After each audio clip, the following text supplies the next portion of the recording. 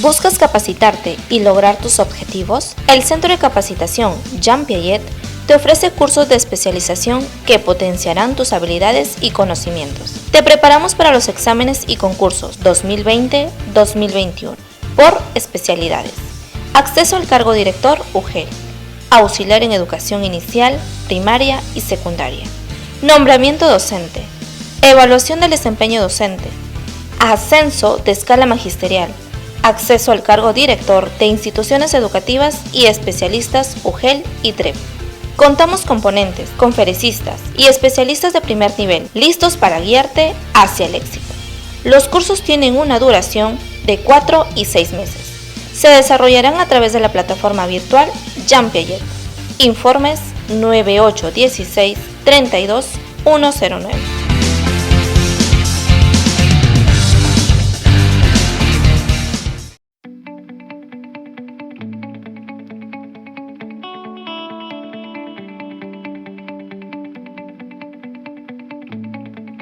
Buenas tardes, ¿cómo están? Nuevamente estamos aquí a través de nuestra plataforma virtual, plataforma Zoom, listos y preparados nuevamente Jean Piaget, el Centro de Capacitación, Investigación y Promoción Cultural, en esta gran celebración por su 18º aniversario, brindándole a todos y cada uno de ustedes, amigos docentes, estos seminarios completamente gratis. Sí, hoy sábado y mañana 31, que es nuestro día central.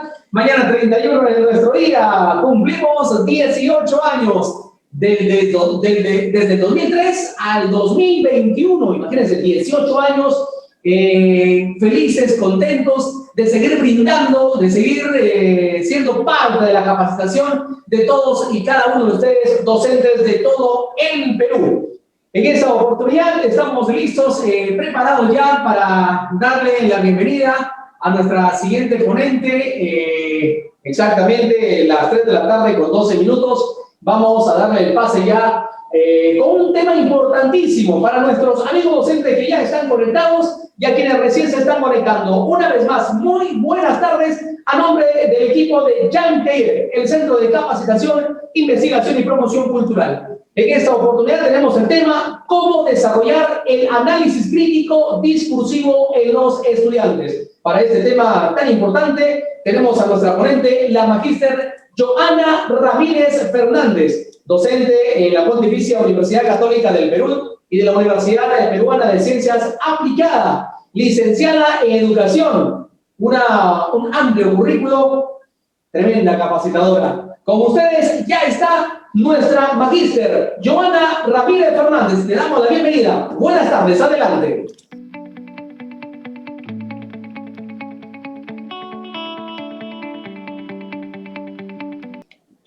¿Qué tal? Muchísimas gracias por la presentación. Bueno, y felicidades por el aniversario. Gracias por la invitación, por la posibilidad de poder compartir con nuestros colegas este tema que, como lo decías, es muy importante. Vamos a dar inicio. Por favor, te pediría que ya puedo compartir la pantalla para poder empezar. Me dijeron que ustedes, colegas, pueden compartir por el chat, así que por favor vayan dejándome sus comentarios o sus dudas, que yo voy a estar pendiente para poder resolverlas. Sí me escuchan con claridad, ¿verdad? Avísenme, por favor. Ahora con este asunto de la virtualidad siempre hay que estar preguntando, ¿sí se escucha con claridad para todos? Muy bien, muchísimas gracias, muy amables. A ver, la idea es conversar en estas 2 horas y me dijeron que no me pase ni un minuto porque ustedes tienen luego otro taller, entonces es importante para mí organizarme dentro de ese tiempo, ¿de acuerdo? Voy a compartirles un poco de lo que de lo que creo en relación al lenguaje y de cómo creo también que puede servirnos para nuestra tarea en la escuela, con nuestros estudiantes en cualquier nivel educativo.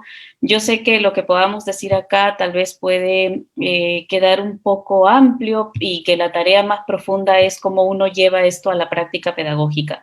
Entonces, la pregunta o el título que que hemos planteado como sugerencia para este taller es cómo desarrollar el análisis crítico discursivo con los estudiantes. Y aquí dentro de la misma pregunta hay una serie de elementos o de palabras que tendríamos que ir abriendo, que tendríamos que ir, sobre las que tendríamos que ir reflexionando para ver cómo nos vamos a posicionar en relación a ellas, ¿no? Por ejemplo, la idea de análisis, cómo vamos a abordar esta idea de análisis, o la idea de análisis crítico, ¿no? ¿Qué implica un análisis crítico? ¿Cuál es la posición de o perspectiva crítica que nosotros asumimos? Y cómo vamos a entender esta visión discursiva, ¿no? ¿Qué cosa es el discurso? ¿A qué hacemos referencia cuando trabajamos con discurso? Las dos primeras preguntas con las que yo quisiera empezar a conversar con ustedes son fundamentales para el tipo de trabajo que vamos a realizar el día de hoy, ¿no?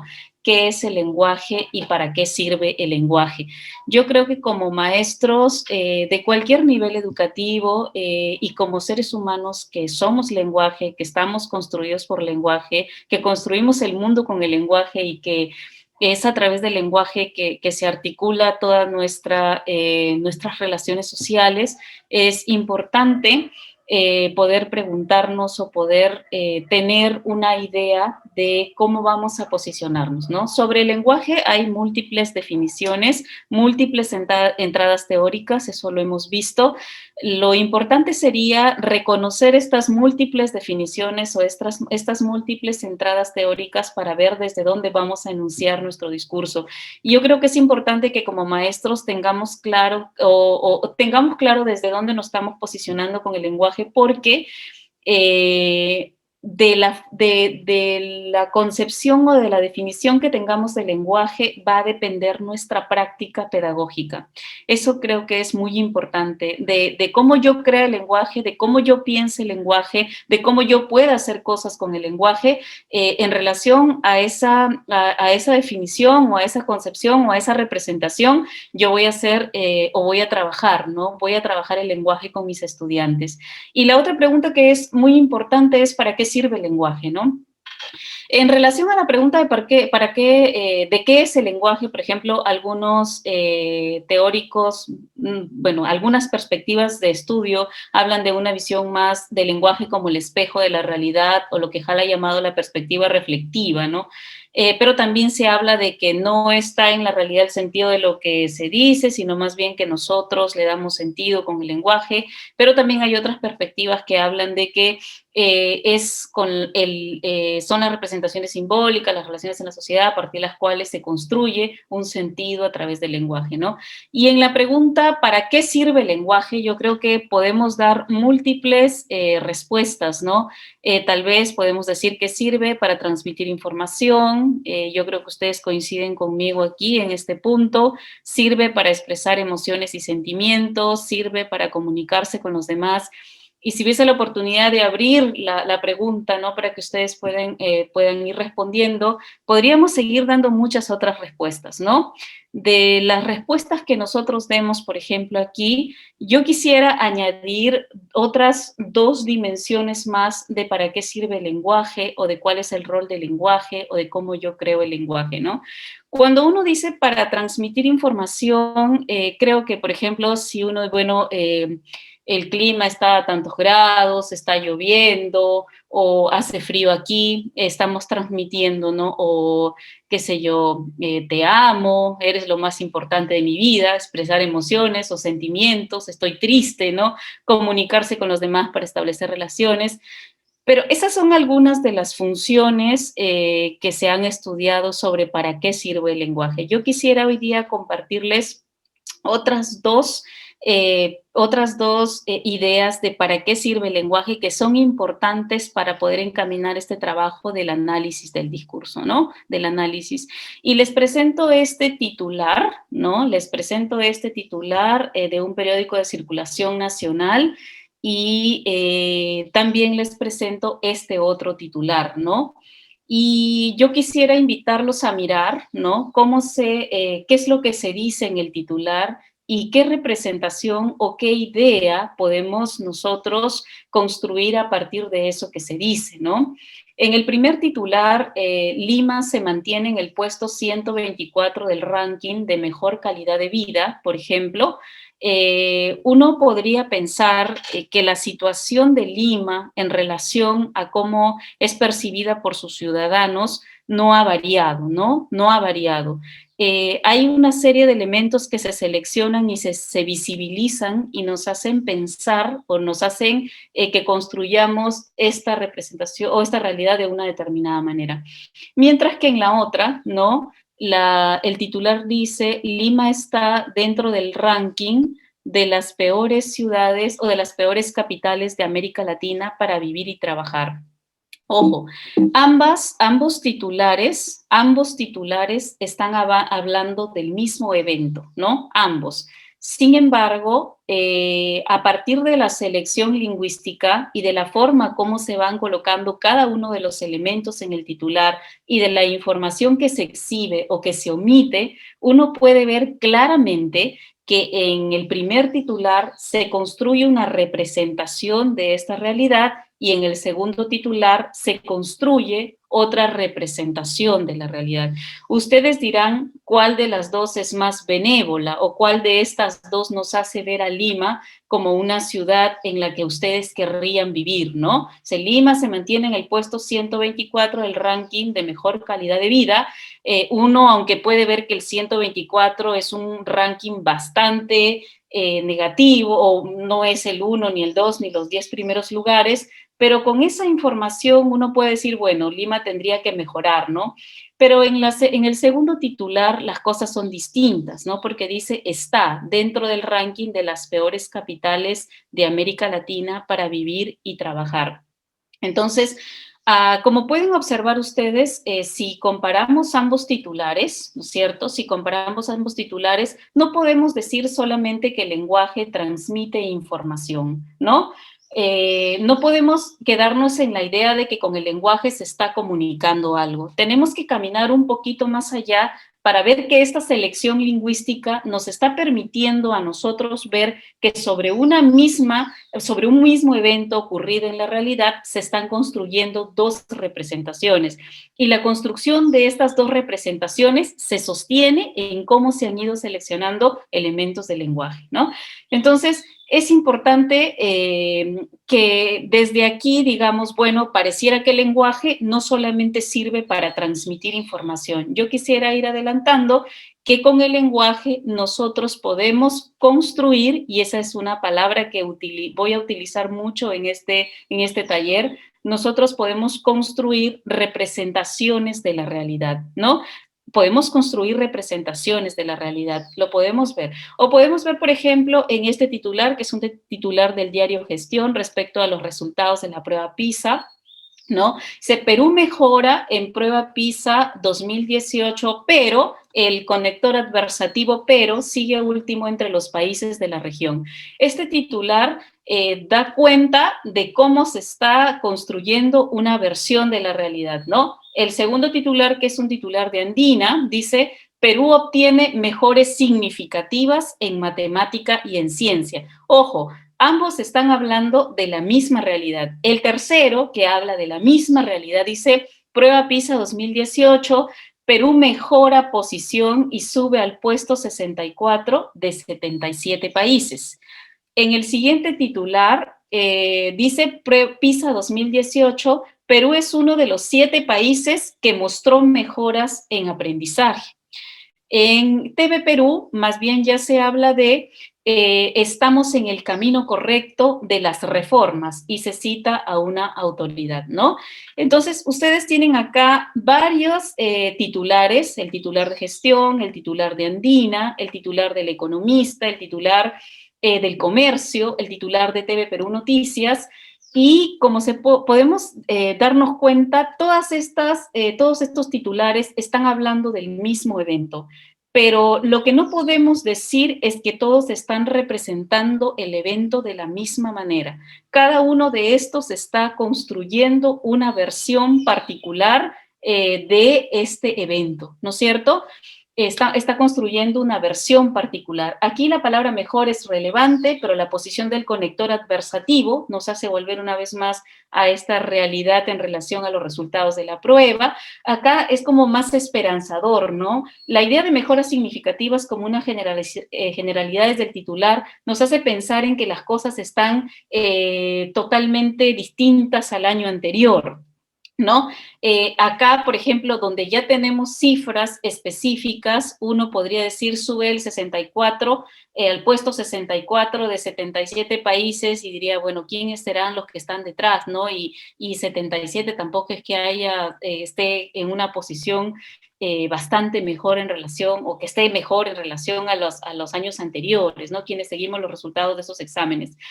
En este titular, por el contrario, los 7 países que mostró mejoras en aprendizaje, ¿no? Aquí es bastante esperanzador porque ya no se concentra en qué posición está en relación de la totalidad, ni que la mejora ha sido muy poca, sino más bien que resalta la idea de que hay mejoras en el aprendizaje, ¿no? Y acá se cita una autoridad, ¿no? Se cita una autoridad para reforzar o para hacer más sólida la afirmación en relación a los resultados, ¿no? Y esta autoridad que está vinculada al Ministerio de Educación, la selección que se ha hecho de todo lo que ha dicho, porque ha dicho un discurso mucho más amplio, se está alineando con que la tarea en relación a los resultados está bien. Entonces, una vez más, con estos ejemplos, yo lo que quisiera reforzar es el hecho de que no solamente se transmite información, no solamente se comunican ideas, no solamente se comunican realidades, ¿no? O no se comunican realidades, sino que la idea sería que a partir de la forma en cómo se va ubicando el lenguaje dentro del texto, nosotros podemos observar que se van construyendo versiones particulares de la realidad, ¿no? Versiones particulares de la realidad. También hay un caso que a mí me gusta mucho porque nos permite decir cosas también con nuestros estudiantes, podría ser, es este caso de esta niña que fue asesinada el año pasado, Camilita, creo que se llamaba esta niña, ¿no? Ustedes habrán podido ver por la televisión mucha información en relación al caso.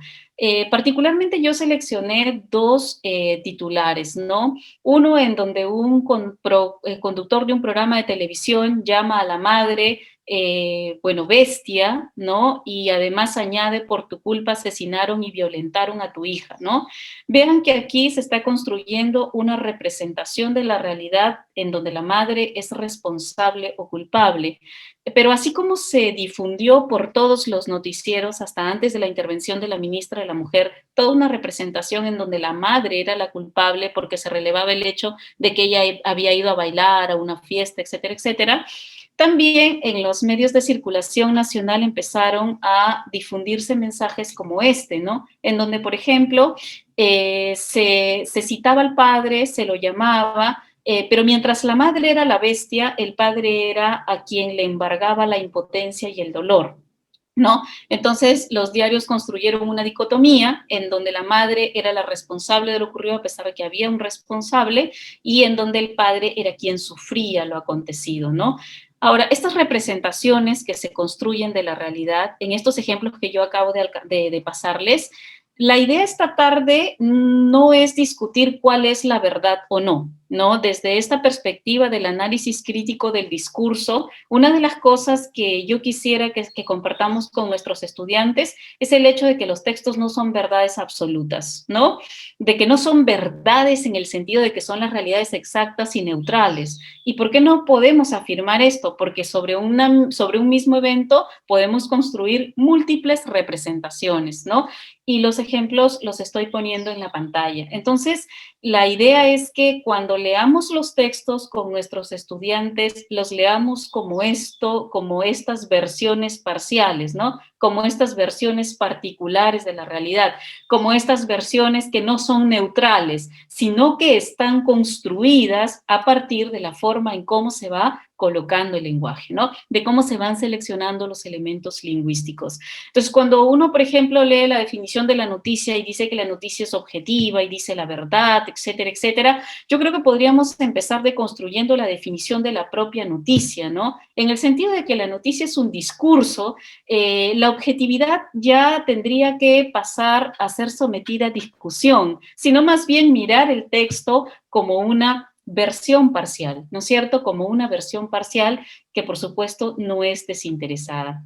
Ahora, aquí en estos textos reforzó la idea de que el lenguaje no solamente está comunicando ideas, el lenguaje no solamente está transmitiendo información, el lenguaje no solamente está sirviendo para expresar emociones, el lenguaje está construyendo versiones particulares de la realidad, ¿no? Entonces, pero también el lenguaje no solamente sirve para construir representaciones o versiones particulares de la realidad, sino que el lenguaje también nos puede llevar a revisar la construcción de las identidades. Y yo quisiera pasarles una porción de este video, tal vez lo han visto, pero yo quisiera compartirlo con ustedes para poder brevemente conversar.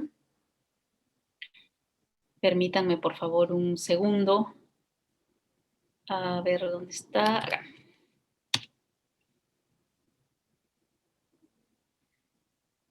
Ajá, entonces vamos a salir de esta pantalla para entrar en la pantalla del video, ¿no? Y yo quisiera, bueno, que si están molestos por lo que dice el video, si ponen molestos también está bien, pero también que vayamos mirando como aplicando esto que estamos diciendo, ¿no? ¿Qué representación de la realidad se está construyendo?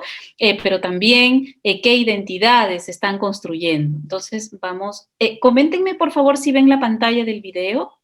¿Es una pantalla diferente a la que tienen ahora en su computadora? ¿Me avisan, por favor? Sí.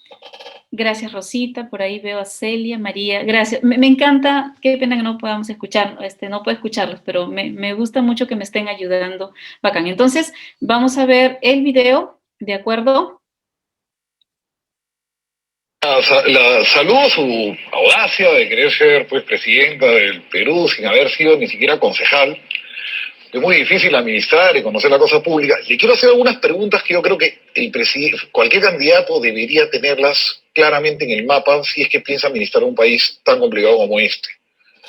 ¿Usted sabe cuál es el presupuesto nacional de la República para el 2011? Sí, señor. Y lo he visto. ¿Cuánto es? Y claramente. Los números exactos no, pero sí ¿cuánto le digo. asciende? Creo que 88 millones, no me diga números. Yo le digo que sí sé. ¿Sabe por qué le digo que no? No necesariamente necesito... Número, pues, si escúcheme, señor. No necesariamente necesariamente tengo que saber exacto. Lo que tengo que saber es la proporción. Si usted ve la relación... ¿Cuál es la región más pobre del Perú? Huancavelica. Bien, está bien, vamos. ¿Cuáles son las dos mayores exportaciones peruanas hoy en día? Los de minerales y la harina de pescado, que son productos que... ¿Cuáles minerales? El oro, la plata. No, el cobre. ¿La mayor exportación agraria? Los espárragos. No, café. ¿La región que maneja el más alto cano minero? Cajamarca. Ancash. Ah, sí, por el presidente, sí, por Antamina. A ver, muy bien, hasta ese punto, ¿no? Aquí vemos una entrevista entre Aldo Mariátegui Caserito en los cursos que nosotros trabajamos y la candidata a la presidencia de la República, Juliana Reimer, ¿no? Aquí, por ejemplo, no podemos volver a afirmar nosotros que solo se está comunicando una idea, ¿no es cierto? Tampoco podemos decir que se está transmitiendo información, ¿no es cierto? No podemos quedarnos solamente en decir que se está comunicando algo sobre el mundo, ¿no? Aquí estamos viendo cómo dos sujetos sociales están desplegando acciones, realizando acciones con el lenguaje, ¿no? Realizando acciones con el lenguaje. Él que tiene, señor Mariátegui, que tiene la posición de entrevistador, ¿no es cierto? Que tiene el rol de entrevistador, que tiene el rol de entrevistador. A ver, ¿alguien me comenta algo del volumen? ¿Se escucha para todos? Sí se escucha, por favor avísenme. Se escucha bajito. ¿Ahora se escucha mejor? Estoy acercando bastante la cámara. ¿Ahora se escucha mejor? Bajo también. Sí, ya, por ahí me dicen que sí se escucha bien. Yo estoy haciendo acá todas las condicionantes. Ahora ya, vale, muy bien. Gracias. Entonces está mejor ahora, creo. Sí, ¿no? Perfecto. Entonces, la idea es que acá en esta entrevista, ¿no es cierto?, vemos a dos personas interactuando con roles de entrevistador y entrevistado, ¿no? Pero podemos también observar que en la propia interacción los sujetos realizan acciones con el lenguaje que los van posicionando de maneras distintas, ¿no? Como ustedes pueden observar aquí, el entrevistador se posiciona como un profesor que está tomándole el examen a alguien, ¿no? Y la persona que es la entrevistada se posiciona como la estudiante y entra en este seguirle el juego al profesor, ¿no? Entonces el profesor empieza y dice, ¿cuál es la región con mayor canon minero? Y el alumno dice esto, y el profesor le dice muy bien, o si no está bien, le dice no, muy mal. Entonces, en esta interacción, porque aquí lo que ya estaríamos analizando es una interacción, ¿no es cierto?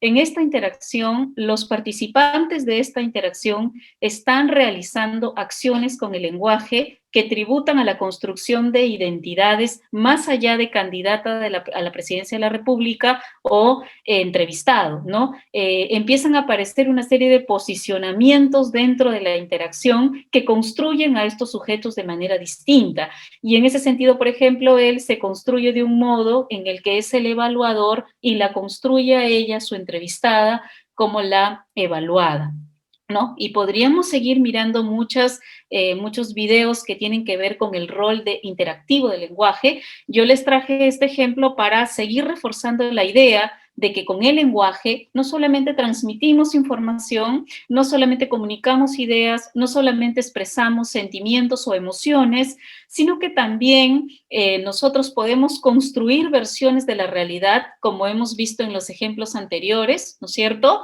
pero también podemos reproducir identidades, construir identidades, negociar identidades y reproducir o transformar relaciones sociales. Por eso yo quisiera que nos quedemos con esta idea del lenguaje, ¿no? A través del lenguaje se construyen representaciones, identidades y relaciones sociales.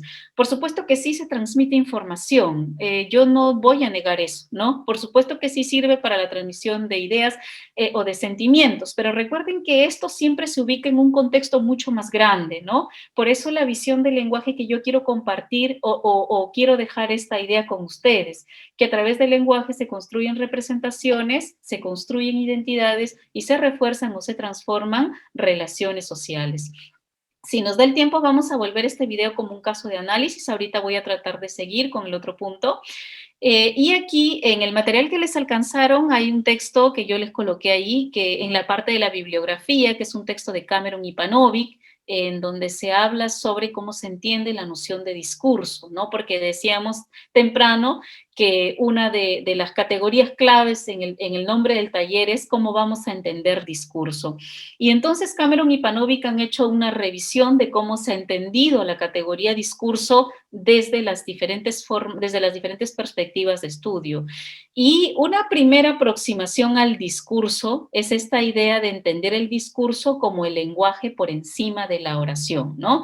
Y en ese sentido uno puede dar un discurso, es decir, puede escribir un discurso, y aquí es una cuestión más de tipo gramatical, uno puede analizar también un poco cómo está construido estructuralmente este discurso, ¿no? La otra definición que me parece interesante a mí es la idea de que el discurso es lenguaje en uso, ¿no? Porque a mí me parece interesante esta definición, porque aquí ya no solamente se está mirando el lenguaje desde una perspectiva estructural o gramatical, ¿no? Sino que se está mirando cómo la gente usa el lenguaje en contextos comunicativos específicos, ¿de acuerdo? Alguien me dice que no se escucha. ¿Es para todos igual, por favor? Me avisan, ¿sí? Amelia me parece que me comenta que no se escucha. ¿Es para los demás la misma situación? Ok. Amelia, de repente es la conexión, ¿ya? Igual yo voy a tratar siempre de atender a todos los que me dicen. Vale, muy bien. Entonces, Les decía que la segunda idea del discurso entendida como lenguaje en uso, por ejemplo, es la idea que retomó el enfoque comunicativo, ¿no? Cuando se estudia pedagogía del lenguaje. Es decir, cuando uno habla de lenguaje en uso, es mirar cómo la gente usa el lenguaje, ¿no? Tiene que ver con mirar cómo la gente usa el lenguaje, con quién usa el lenguaje, con qué propósitos sociales usa el lenguaje, con qué participantes usa el lenguaje, ¿no es cierto? Es el lenguaje en uso.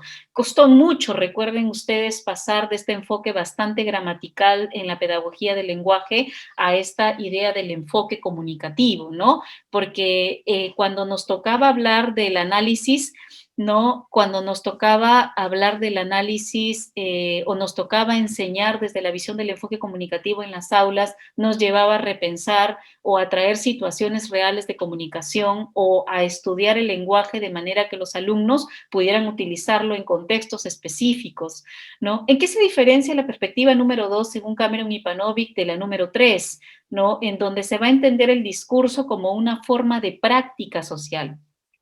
Así como quisiera compartirles esta idea de que el lenguaje construye representaciones o con el lenguaje podemos construir representaciones, identidades y relaciones sociales, hoy también quisiera que nos quedáramos con esta idea del discurso, ¿no es cierto?, como una forma de práctica social, ¿no? Una forma de práctica social en la que el lenguaje cumple un rol central. ¿En qué se diferencia la número 3 de la número 2? ¿No?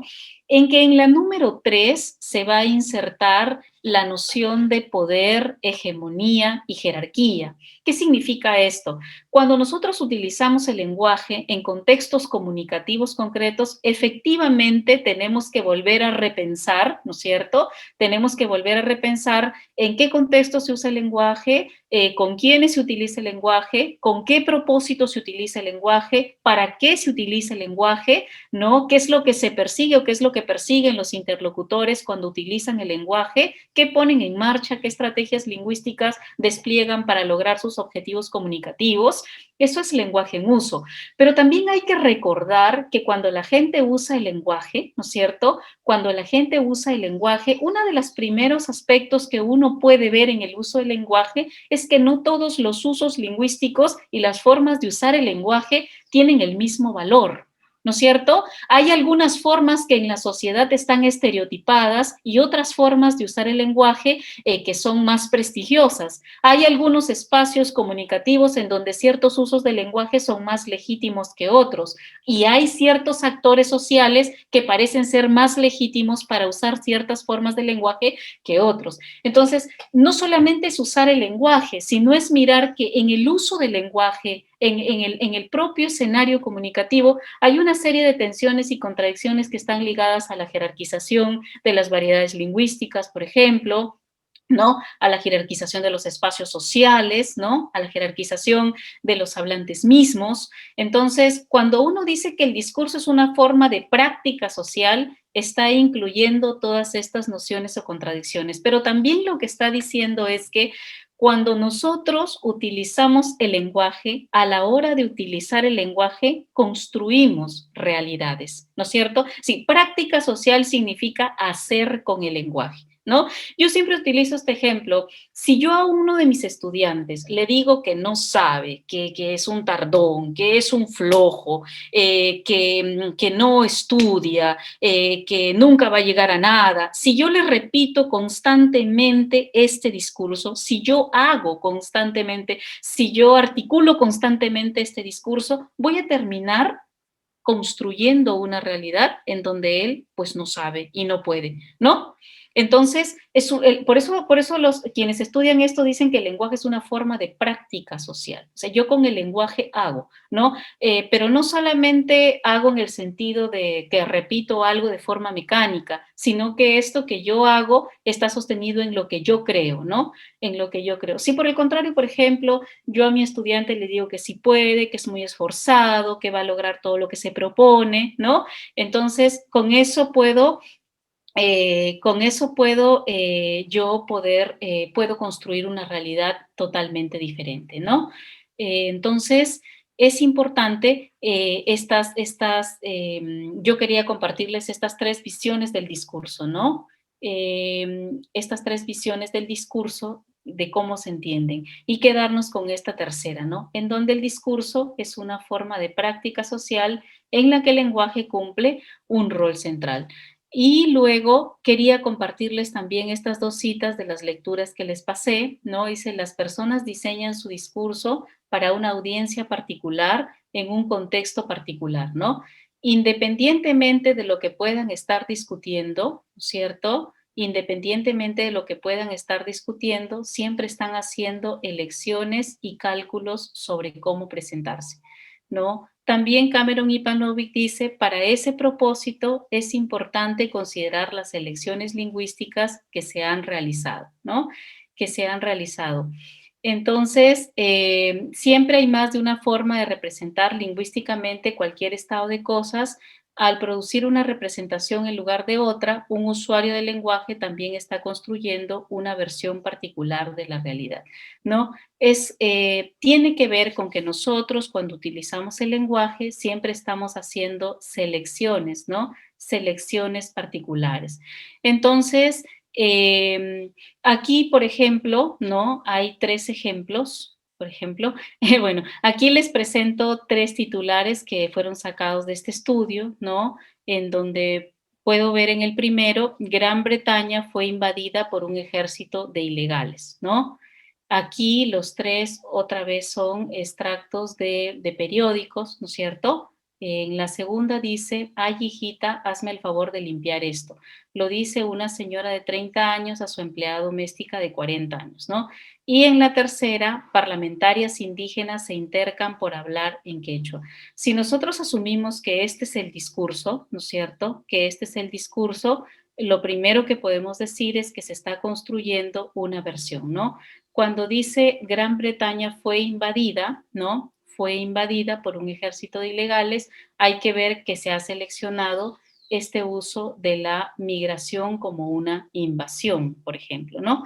Entonces, podemos discutir con nuestros estudiantes qué representación de la realidad se construye si es que qué representación de la realidad se construye si es que nosotros seleccionamos, por ejemplo, el verbo invadir, ¿no?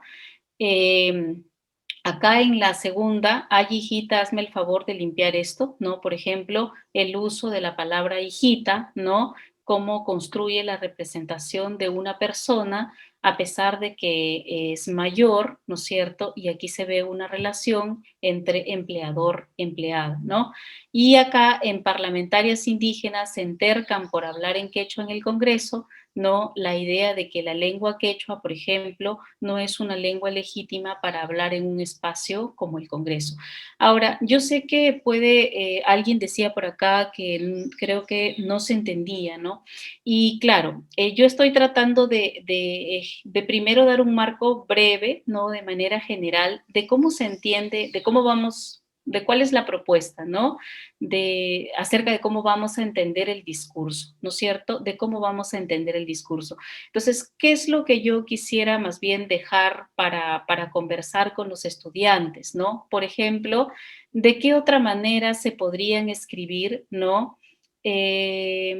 ¿De qué otra manera se podrían escribir estos titulares? O de repente, si uno lee con los estudiantes, podría ir mirando cada una de las selecciones lingüísticas y preguntarles, ¿no?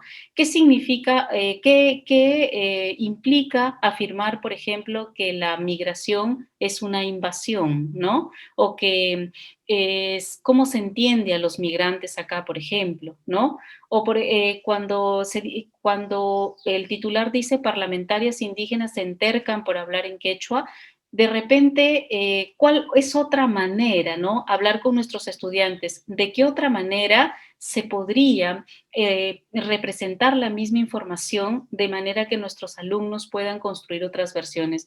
La misma autora, por ejemplo, propone versiones alternativas, ¿no es cierto? Versiones alternativas de estos titulares, ¿no? En el primer, a ver, perdónenme un segundito, en el primer titular donde dice Gran Bretaña fue invadida por un ejército de ilegales, ¿no es cierto? Ella propone, por ejemplo, una nueva manera de seleccionar el lenguaje para construir otra realidad, ¿no? A partir de la inmigración, Gran Bretaña es un crisol de culturas. Ustedes, por ejemplo, recuerden ustedes que nuestro país a partir del año 2016 en adelante con mucha más frecuencia ha recibido migrantes tanto colombianos como venezolanos en una gran proporción, ¿no es cierto? Podrían analizar, por ejemplo, con sus estudiantes cómo se representa la migración en estos diarios, ¿no? Para que ellos puedan ver qué representaciones de la realidad se están construyendo, ¿no es cierto?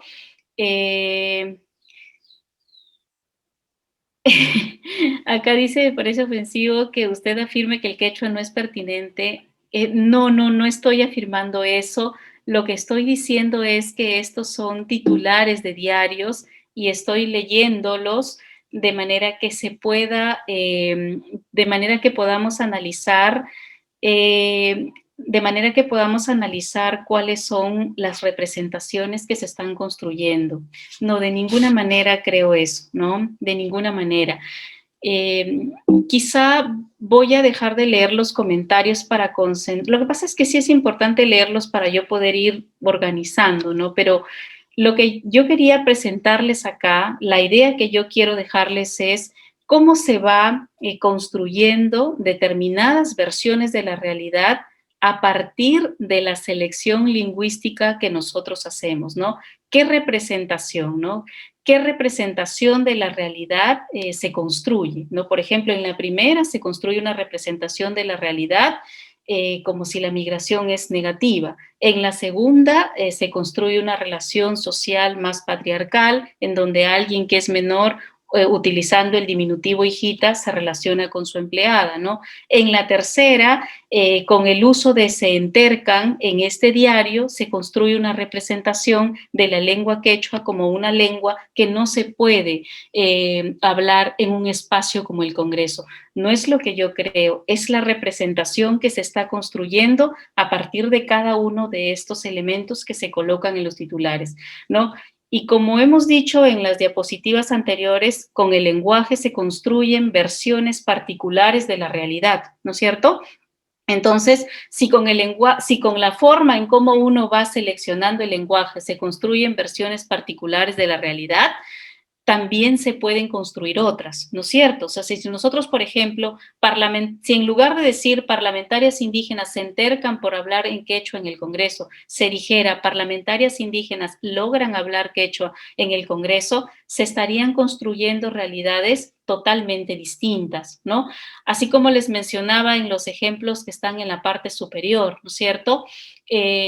Por ejemplo, cuando uno dice Lima está dentro del ranking de las peores capitales, la forma como se va seleccionando el lenguaje construye una representación de la realidad. Pero también recordemos que eso que se selecciona y se hace visible, ¿no es cierto? Eso que se selecciona y se hace visible construye una versión de la realidad, pero también cuando algo se hace visible en el lenguaje, hay otros aspectos que se invisibilizan. Y eso es lo que habría que leer con nuestros estudiantes, ¿no? A partir de esta visión del discurso como una práctica social, qué es lo que las personas hacemos con el lenguaje. Por eso la misma autora señala que lo que decimos, nosotros lo que decimos como hablantes y cómo lo decimos, es importante cómo lo decimos, no solo en el tono, sino qué verbos utilizamos, si nombramos al responsable o no nombramos al responsable, ¿no? Lo que decimos y cómo lo decimos siempre propone una representación de la realidad que sirve para proyectar como verdad una forma de relacionarse con el mundo que favorece a algunos sectores y excluye al otro, ¿no? Entonces, me parece importante, ¿no es cierto?, cuando hacemos análisis crítico del discurso, mirar no solamente lo que está en nuestros documentos, sino ir profundizando, no en nuestros textos, sino en nuestros discursos, sino ir profundizando cada uno de los elementos de los que está compuesto este discurso, ¿no es cierto? Entonces, lo que nosotros decimos y cómo lo decimos siempre propone una representación de la realidad que sirve para proyectar como verdad una forma de relacionarse con el mundo. ¿Por qué dice como una forma de verdad? Porque, por ejemplo, cuando uno lee un titular como el que estaba en este de acá, ¿no? Por tu culpa asesinaron y violentaron a tu hija, ¿no? Uno lo lee, no solamente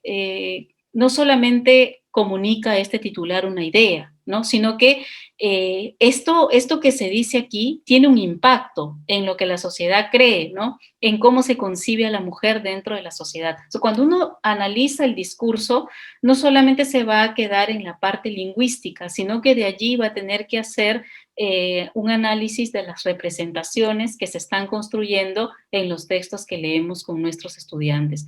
Ahora, quizá, como les decía, para algunos no es muy claro, pero yo quisiera resumir hasta aquí dos ideas centrales, ¿no? Lo primero es que cuando leamos con los estudiantes los textos, las noticias, que es el campo de trabajo en el que yo estoy bastante involucrada, las noticias, por ejemplo, no las leamos como verdades absolutas, sino las leamos como versiones particulares de la realidad, ¿no? Las leamos como una representación de la realidad, ¿no? Que nos acostumbremos o que acostumbremos a nuestros estudiantes a que lo que se dice ahí no es la verdad, ¿no? Sino que más bien nos dediquemos a ver cómo podríamos nosotros encontrar qué representación. Ahora, para hacer análisis del discurso, nosotros tenemos múltiples herramientas y una de esas herramientas es la transitividad, que es lo que yo les había puesto en el material que a mí me solicitaron, ¿no? La transitividad. De manera sencilla, ¿no es cierto? La transitividad tiene que ver con el sistema de recursos lingüísticos con los cuales construimos imágenes mentales. Ahora, ¿qué significa eso? ¿No? Por ejemplo, quizá valga la pena salir un ratito del Zoom, ¿no es cierto?, para poder ir a la pizarra, ¿no? Esto en una sesión presencial sería de esta manera, ¿no es cierto? Entonces, por ejemplo, si yo vamos a situarnos en el contexto de las marchas, ¿no? De las marchas en noviembre del año pasado y podríamos nosotros hablar un poco de la represión policial, ¿no? Entonces, supongamos que estoy construyendo algunos titulares. Y entonces, por ejemplo, un titular podría decir, la policía, ¿no? La policía, supongamos, vamos a suponer, la policía disparó a los manifestantes, ¿no es cierto? La policía disparó a los manifestantes. Esa puede ser una opción, ¿no es cierto? Pero ¿qué otras opciones tenemos nosotros de decir lo mismo? ¿No? Uno podría decir el disparo a los manifestantes, ¿no es cierto? El disparo a los manifestantes. Otro puede decir los manifestantes, ¿no? Otra podría ser los manifestantes fueron disparados, supongamos, por la policía, ¿no? Supongamos, ¿no? Los manifestantes fueron, pero otro titular solo podría decir el ataque a los manifestantes, ¿no es cierto? El ataque a los manifestantes. Supongamos que ese puede ser otro titular, ¿no? O otra forma, podríamos decir la manifestación, la manifestación prohibida, supongamos, o la manifestación impedida, ¿no? La manifestación, supongamos, impedida. Ahora, aquí tenemos 4 maneras, 5, ¿no? 5, el ataque, el disparo. Y aunque las 5, ¿no es cierto? Y aunque las 5 hablan de lo mismo, podemos decir que ninguna de estas es similar, ¿no? En la policía disparó a los manifestantes, yo tengo la acción que se realiza, ¿no es cierto?, que es disparar, la acción. También tengo a los pacientes de esa acción, es decir, sobre quién recae esa acción, pero también tengo a la gente, ¿no? A la gente, a la persona que realiza esa acción, ¿no es cierto? La policía disparó a los manifestantes. Aquí puedo ver claramente que hay un agente que realiza esa acción y que por lo tanto hay un responsable, ¿no? Hay un responsable. A nivel lingüístico hay un agente, una acción y pacientes sobre quienes recae esa acción. Pero también a partir de eso yo puedo identificar que en la forma en cómo he construido la cláusula hay un agente o hay un responsable de esa acción realizada, ¿no es cierto? Entonces acá en el disparo a los manifestantes, para empezar acá ya no aparece como un verbo, ¿no es cierto? Sí sé sobre quiénes ha recaído la acción, ¿no? Puedo ver yo quiénes son los sujetos afectados, ¿no es cierto? Quiénes son los que han sido afectados. Pero aquí no puedo ver quién ha realizado la acción, ¿no? no puedo ver quién ha realizado la acción, no puedo ver, y la acción está nominalizada, aparece como un sustantivo, ¿no? Esto que la acción es un verbo que se ha hecho un sustantivo. Entonces, aquí donde no hay el responsable o agente de quien realiza la acción, yo no puedo ver, perdón, aquí donde no se puede ver quién es el agente, yo no puedo reconocer un responsable, ¿no? En la tercera, los manifestantes fueron disparados por la policía. Es distinta esta oración de la primera. Si bien es cierto, yo puedo reconocer quién realizó la acción, ¿no? ¿Quién realizó la acción? Puedo también saber que esta es una oración que está en voz pasiva, ¿no es cierto?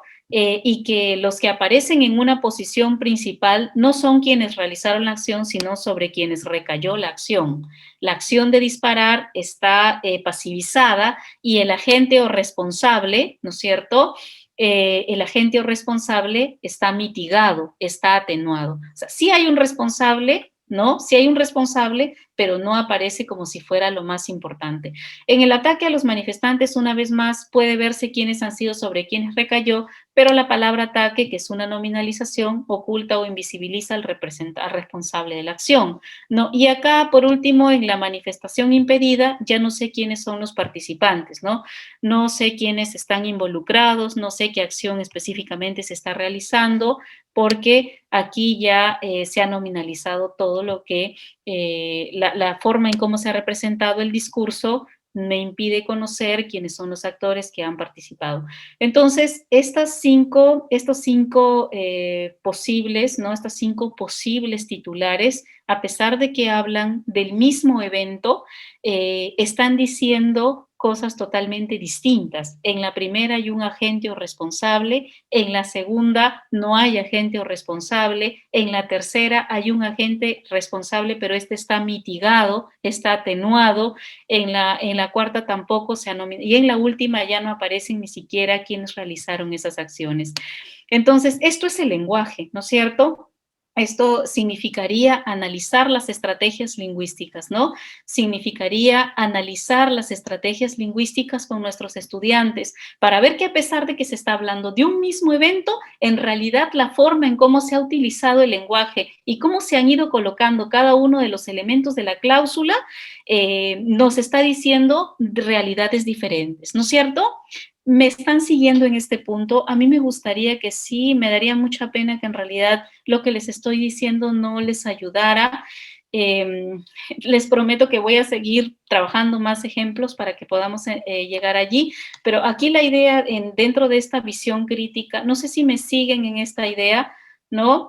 De que la forma en cómo se va utilizando el lenguaje, ¿cierto? La forma en cómo se va utilizando el lenguaje va construyendo representaciones diferentes, ¿no? Va construyendo representaciones diferentes. Entonces, bueno, por acá veo a Rosa, Fabiola, Magali, Justina. Entonces, estos elementos, ¿no es cierto? Por ejemplo, reconocer con nuestros estudiantes esto nos ayudaría a mirar, ¿no? Nos ayudaría a mirar qué versiones están construyendo de la realidad. Ahora, yo les hablaba del sistema de transitividad. El sistema de transitividad tiene que ver con el ordenamiento de las cláusulas lingüísticas. Por ejemplo, si yo digo la policía, ¿no es cierto?, la policía atacó a los manifestantes, ¿no es cierto? En la policía atacó a los manifestantes. Habíamos dicho que aquí hay un agente, ¿no? Vamos a llamarle actor. Este actor está realizando una acción, ¿no es cierto? Está realizando una acción y los manifestantes serían el otro actor. Cuando hacemos análisis del discurso, tenemos que entrar a los discursos y tendremos que entrar a mirar cómo se está organizando el lenguaje, ¿no? Cómo está funcionando el lenguaje. Entonces, por eso yo les traía y les decía que una de las principales herramientas para poder analizar el lenguaje tiene que ver con la transitividad. Entonces, ¿qué cosa es la transitividad? El sistema de recursos lingüísticos. ¿Qué quiere decir el sistema de recursos lingüísticos? ¿Cómo se van concatenando los actores con los procesos y las circunstancias, ¿no?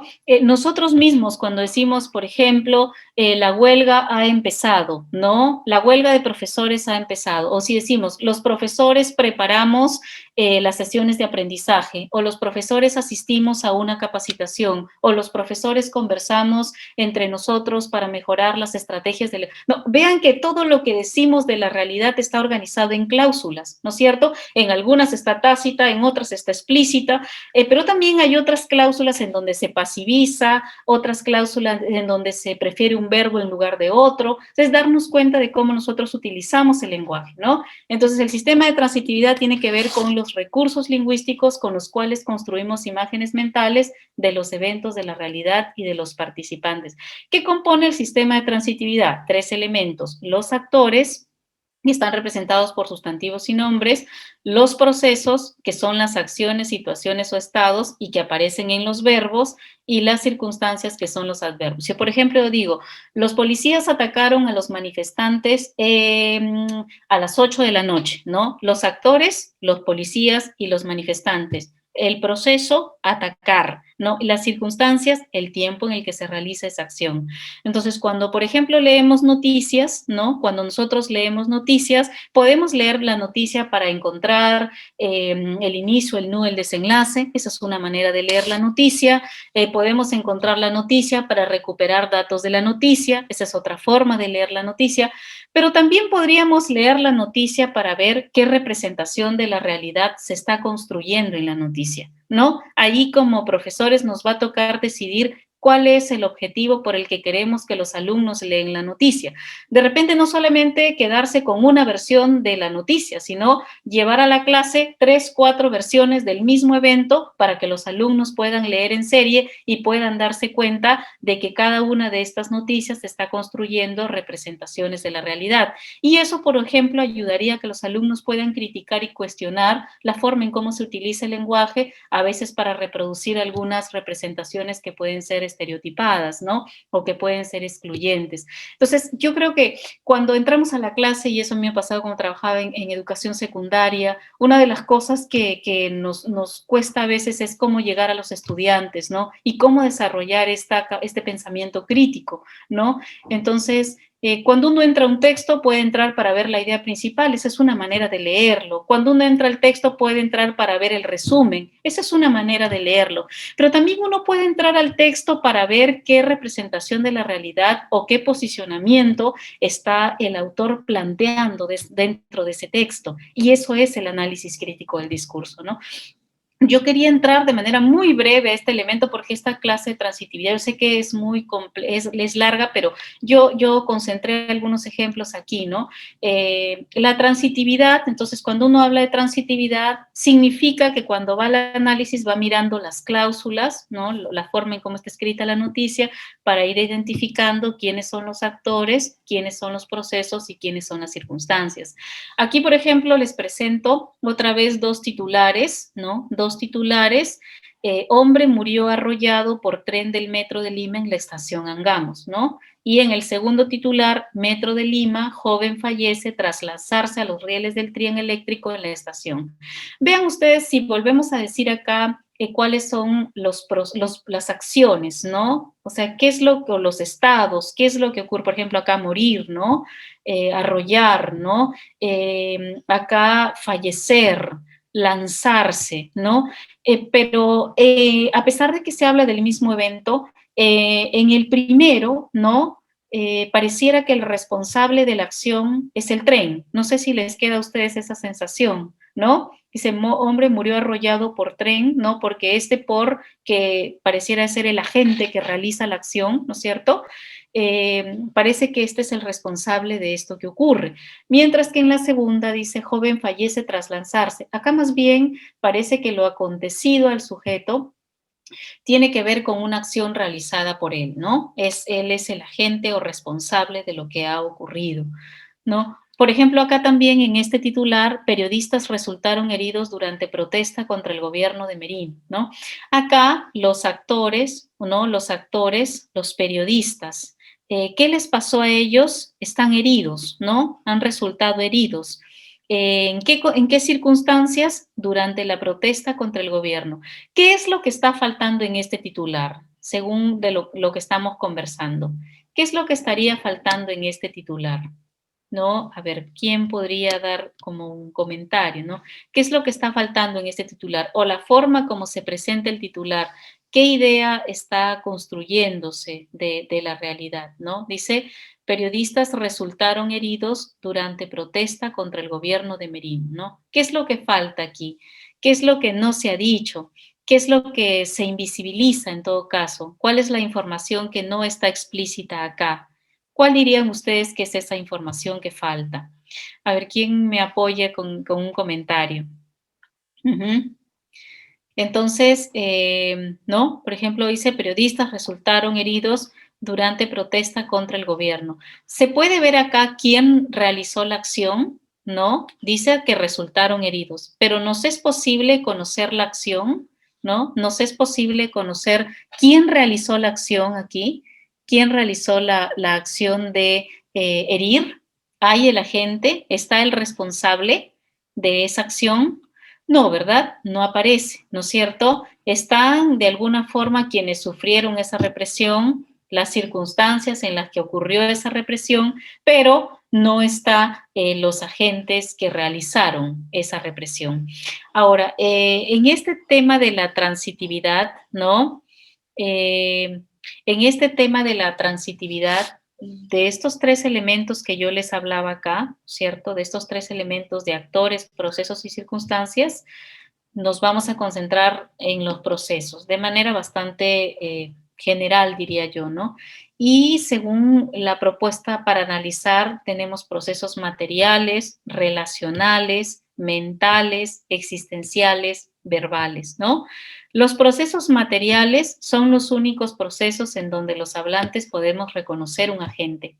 Los procesos relacionales, aquí ya no hay agentes, más bien lo que hay es alguien que tiene una característica o alguien que porta un atributo o característica, ¿no? En los procesos mentales, ¿no es cierto? Ya no hay un agente o responsable, sino, por ejemplo, si yo digo, yo pienso que la dictadura acabó en el año 1900 y tal, ¿no? 1950, supongamos, estamos dando un ejemplo, ¿no? Yo pienso, vean que allí no hay agencia, ¿no? No hay agencia. Si digo, yo tengo miedo, por ejemplo, ¿no? Allí no hay agencia, no estoy realizando una acción, ¿no? Los procesos existenciales como haber, existir, ocurrir, suceder, no hay no hay un agente, ¿no? No hay un agente, sino que aquí lo que va a ocurrir es que hay un existente, ¿no? Y los procesos verbales que son afirmar, ¿no? Todos los procesos que están vinculados al decir, ¿no? Como afirmar, decir, señalar, en donde hay un locutor, una persona que dice algo. Ahora, tal vez ayude el hecho de que, por ejemplo, podamos volver otra vez a la pizarra, ¿no es cierto? Volvamos a la pizarra y aquí nosotros podamos colocar tres ejemplos, ¿no? Por ejemplo, si yo digo, el ministro dijo, ¿no? El ministro dijo que no habrá ayuda, ¿no? El ministro dijo que no habrá ayuda. El ministro no ayudó, ¿no es cierto? El ministro no ayudó. Y en la tercera puedo decir, ocurrió, ¿no? O se produjo la ayuda, ¿no es cierto? Supongamos que digo así, se produjo la ayuda, ¿no? Vean ustedes que en las tres está hablando de ayudar, ¿no es cierto? O si yo digo, el ministro ayudó, ¿no? El ministro ayudó, ¿no? O si yo digo, bueno, en este caso, ¿no? Por ejemplo, estamos hablando de los mismos actores y de la acción, ¿no? Que se está realizando. Entonces, en el ministro dijo que no habrá ayuda, aquí el foco está el proceso está en decir, ¿no? Vean que acá no hay una agencia en el sentido de que él está haciendo algo, ¿no? Si dice el ministro no ayudó, aquí es como que se niega que algo no hizo, ¿no? Se produjo la ayuda, nosotros no sabemos quién hizo la ayuda, sino que parece que la ayuda aparece allí como un fenómeno, pero no nos dice quién fue el que la realizó ni a quién se está ayudando, ¿no? Y en la última, el ministro ayudó, aquí sí se está viendo que el actor hace algo. Vean, en la primera dice algo, ¿no? Dice algo, pero él es más un verbo de decir, ¿no? Dice algo. En la segunda, no hace. En la tercera, parece que el fenómeno ocurre, pero no hay un responsable que haga que el fenómeno ocurra, o por lo menos aquí en el lenguaje no se explicita quién es el responsable ni para quién, ¿no? Ni para quién es. Y en la tercera sí se ve que alguien está haciendo algo y que además es responsable de eso que está haciendo. Entonces, esta idea de los procesos materiales, más allá de memorizarnos los nombres, lo que yo quisiera es, por ejemplo, entrar a los ejemplos que les mandaron, que les dieron a ustedes como material, ¿no? Este es un titular de AJA, ¿no? De hace muchos años, pero a mí me gusta porque, por ejemplo, acá dicen, nativos calatearon, degollaron y agujerearon con sus lanzas y quemaron a policías en Bagua. Este es un titular, ¿no? Este es un titular de periódico, es un titular que es consumido por la población, es un titular que por la forma en cómo está planteado puede ayudar a reproducir representaciones estereotipadas acerca de un grupo importante de peruanos, ¿no es cierto? Entonces, por ejemplo, aquí los actores son los nativos, ¿no es cierto?, pero además son agentes. ¿Y qué han hecho esto según la construcción de este titular? Han calateado, degollado, agujereado, hay un ¿no? Se va explicitando cada una de las acciones que eso hacen y además se explicita con qué realizaron estas acciones y también sobre quién recae, los pacientes, ¿no? Entonces, aquí donde hay agente o responsable, diríamos pues, según lo que hemos visto en la diapositiva anterior, hay procesos materiales, ¿no? Calatear, degollar, agujerear, son procesos materiales. Pero más allá del nombre, si son procesos materiales o no, la idea es que aquí hay un grupo de personas, de actores, que está realizando acciones, ¿no es cierto? Que está realizando acciones y que estas acciones son acciones socialmente negativas y que por la forma en cómo se van seleccionando estas acciones se va construyendo una identidad de este grupo, ¿no? Una identidad. Aquí se construye la identidad de los nativos como salvajes. Este ejemplo yo lo tomé de la tesis de una amiga mía que se llama Carolina Runategui. Ella analiza cómo la prensa peruana representó el evento del Baguazo y analiza los diferentes titulares. Por ejemplo, si ustedes quieren hacer una aplicación con sus estudiantes, yo les recomendaría mirar la tesis de Carolina Runategui, que está libre en el internet y que yo se las puse en la bibliografía para tener más herramientas.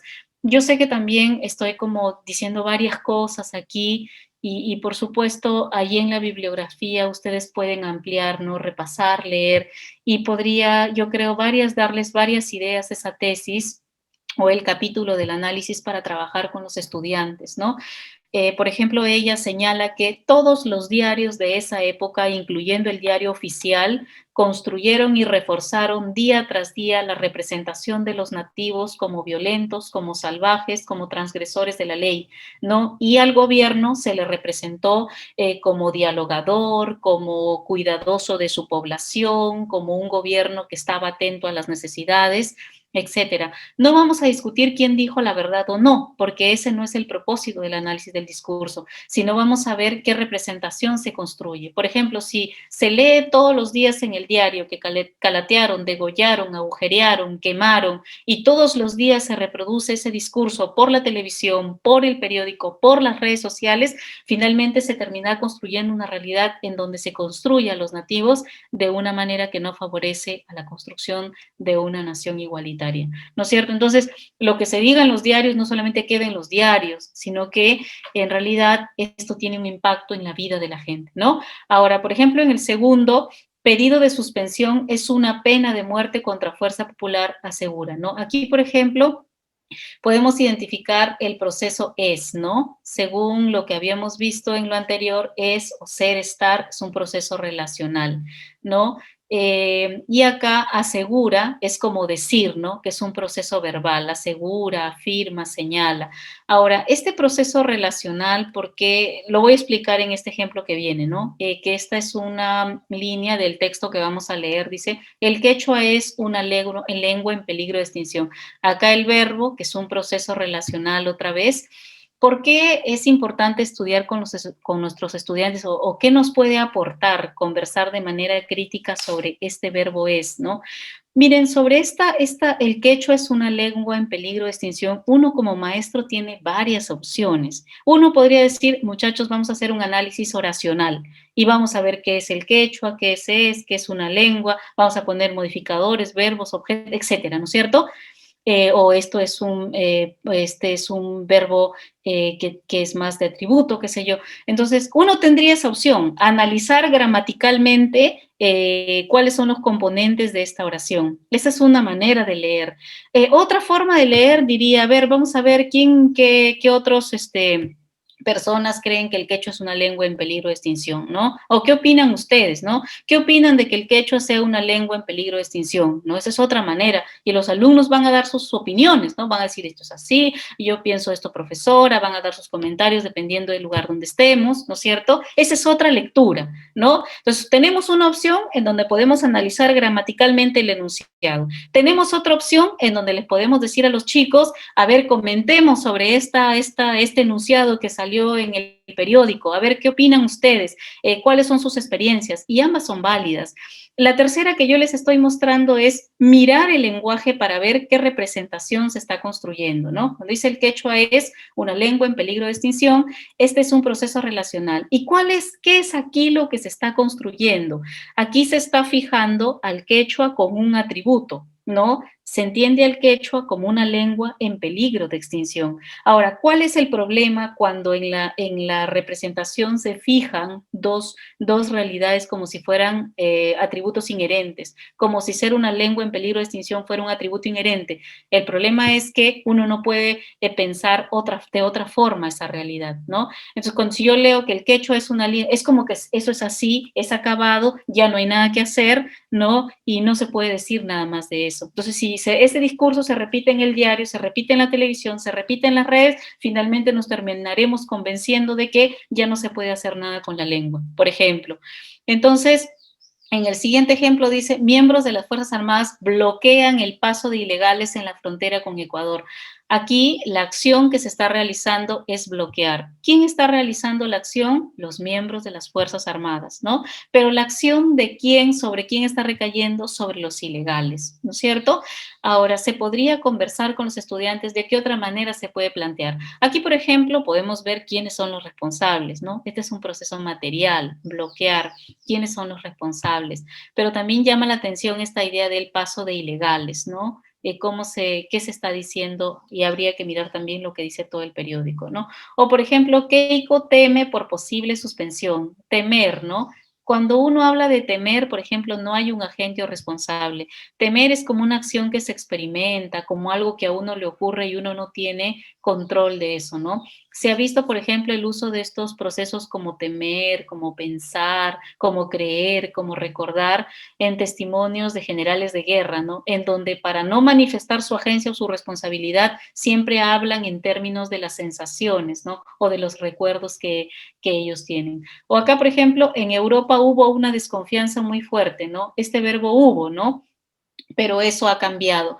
El verbo haber, ¿no es cierto?, que es un existencial, aquí nos presenta la realidad como algo que ocurre, pero que no se nos dice cómo es que ocurre. Quién fue el que, no, qué factores estuvieron involucrados. Cuando uno dice hubo una desconfianza, entonces es como un fenómeno que estuvo allí, pero no sabemos por qué se genera, ¿no? No sabemos las causas, no sabemos los factores, ¿no? Por ejemplo, cuando uno dice el terrorismo apareció en la década de los 80, ¿no? El terrorismo apareció. Ese verbo aparecer nos hace o nos presenta la realidad como si fuera una realidad que estaba escondida y salió repentinamente, ¿no? Entonces apareció, o cuando dice ocurrió un asesinato, ¿no? Ocurrió un asesinato, ¿cómo así? Entonces ese verbo ocurrir, por ejemplo, presenta la realidad como si fuera una realidad espontánea, como si fuera una realidad que sale de un momento a otro, como si fuera una realidad de la cual no se predica nada.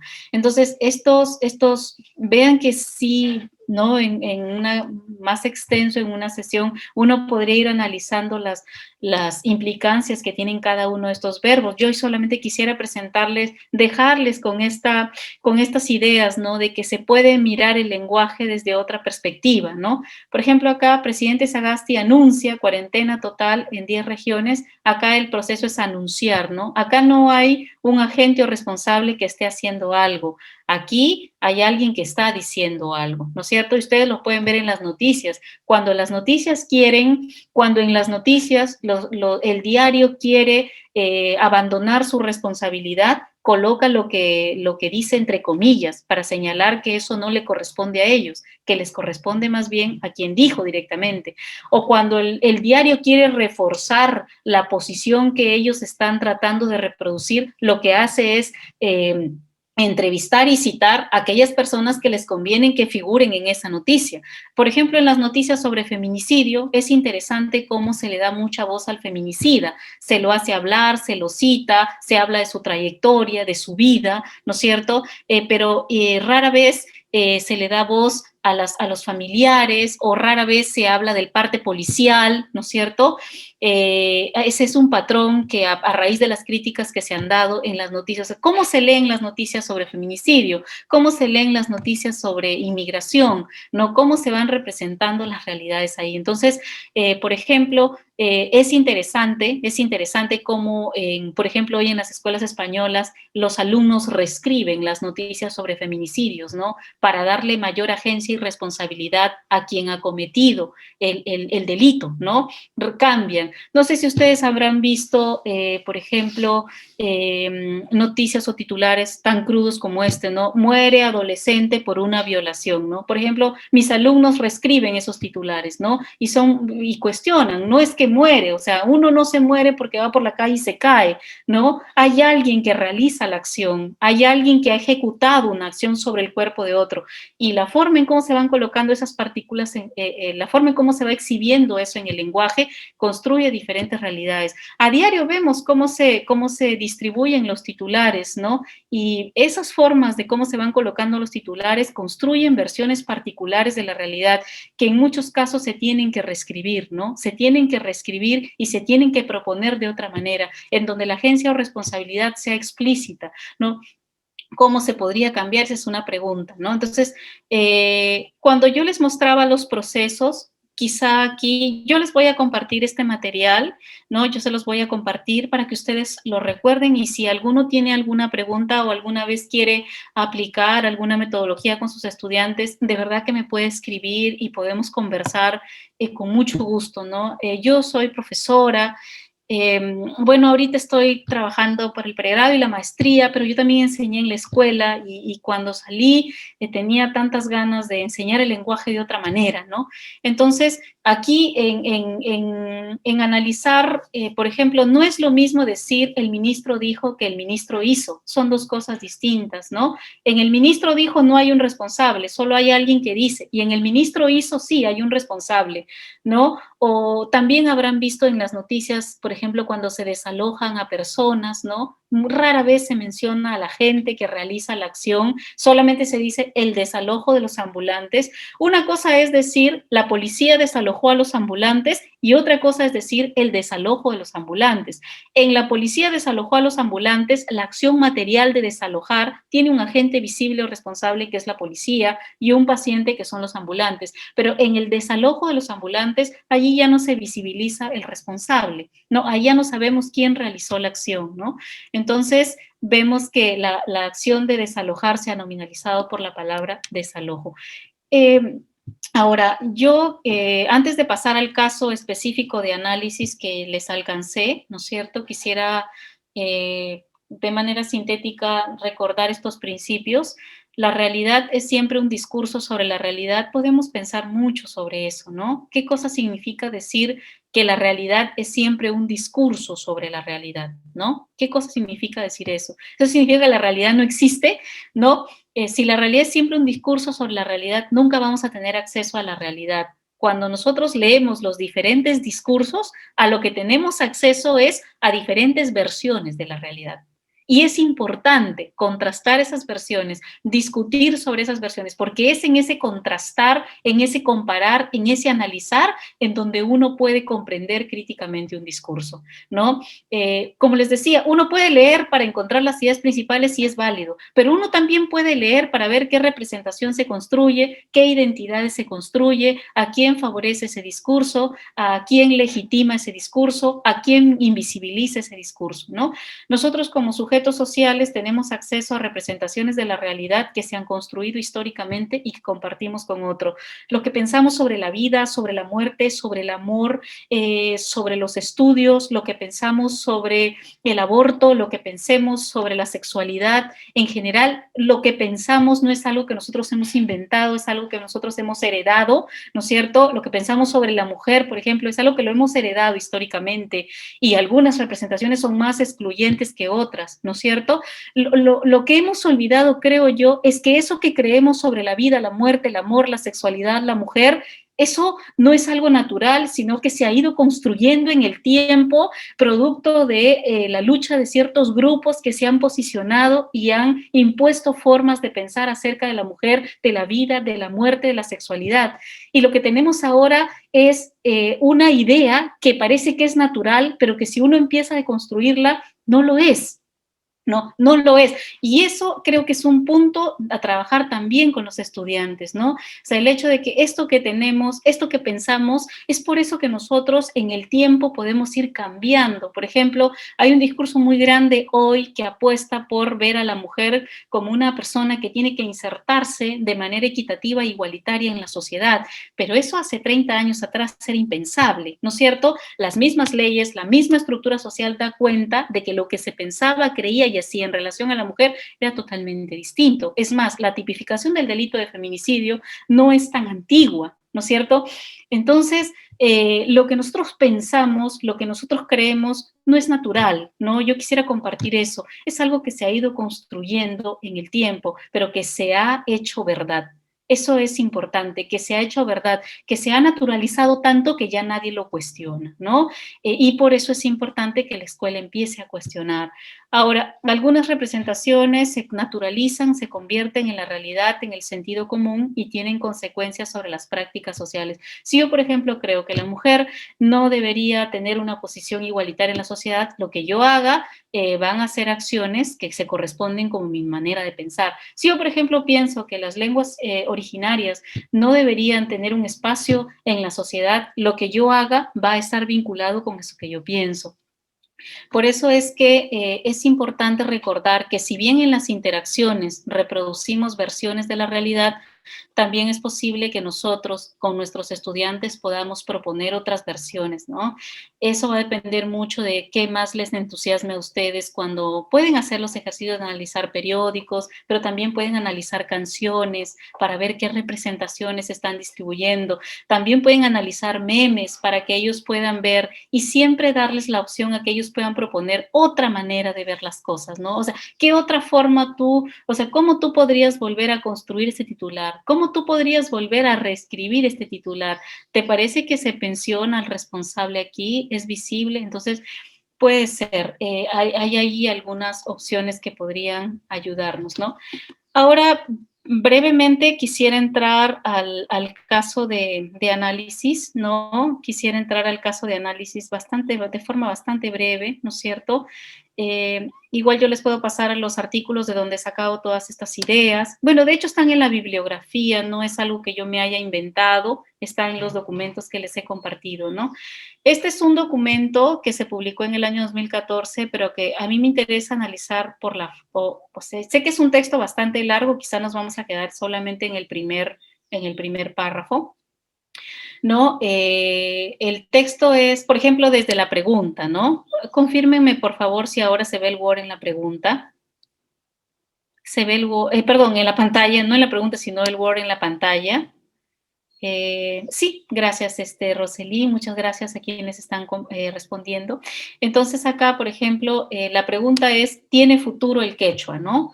Vean que ya desde el planteamiento de la pregunta uno podría conversar con los estudiantes, ¿no? Esta es una pregunta que nos da la opción de responder sí o no, o es una pregunta que ya en la misma pregunta nos está dando incorporada la respuesta, ¿no? Es una pregunta, ¿qué dirían ustedes? Este tipo de preguntas da opción para responder si tiene futuro o no tiene futuro, o ya la misma forma en cómo se ha planteado la pregunta ya nos está dando o nos está llevando a un tipo de respuesta, ¿no?